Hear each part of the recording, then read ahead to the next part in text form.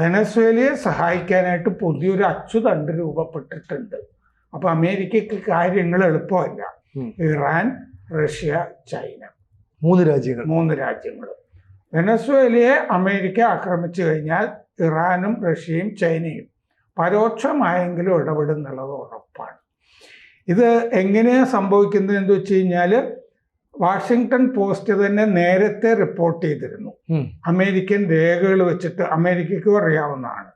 കാരണം ഡ്രോണുകളും മിസൈലുകളും ഒക്കെ ചൈനയും ഇറാനും റഷ്യയും ഒക്കെ വെനസ്വേലയ്ക്ക് കൊടുക്കുന്നുണ്ട്.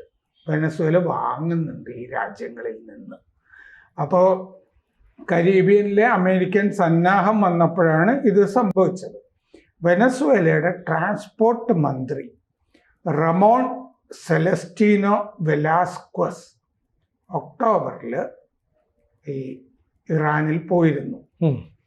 ഇറാനിൽ നിന്ന് ആയുധങ്ങൾ ഏകോപിപ്പിക്കുന്നത് ഈ വെലാസ്ക്വസ് ആണ്, വെനസ്വേലയുടെ ഗതാഗത മന്ത്രി.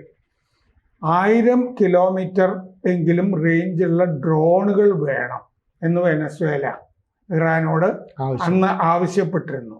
പിന്നെ GPS സ്ക്രാമ്പിളേഴ്സ് വേണം എന്നും ആവശ്യപ്പെട്ടിരുന്നു. എന്ന് പറഞ്ഞാൽ GPS സംവിധാനം തകർക്കുന്ന സംവിധാനങ്ങൾ വേണം എന്നും ആവശ്യപ്പെട്ടിരുന്നു. അത് കപ്പലിൻ്റെയൊക്കെ തകർക്കാമല്ലോ.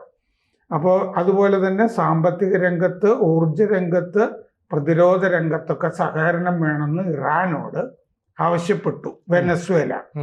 മദുറയ്ക്ക് റഡാർ വേണം, ഈ വിമാനങ്ങൾ റിപ്പയർ ചെയ്ത് കിട്ടണം, അറ്റകുറ്റപ്പണി ചെയ്ത് കിട്ടണം, മിസൈലുകൾ വേണം വെനസ്വേലയ്ക്ക്.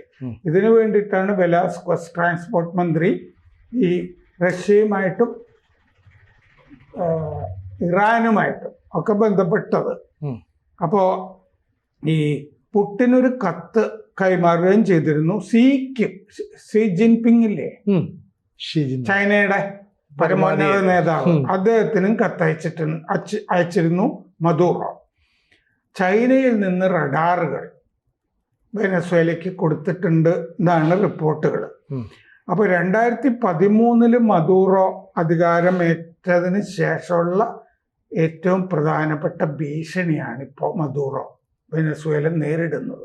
കൂടുതൽ വാർത്തകളും വിശേഷങ്ങളും നിങ്ങളിലേക്ക് എത്താൻ ABC മലയാളം സബ്സ്ക്രൈബ് ചെയ്യുക, ബെൽ ബട്ടണും അമർത്തുക.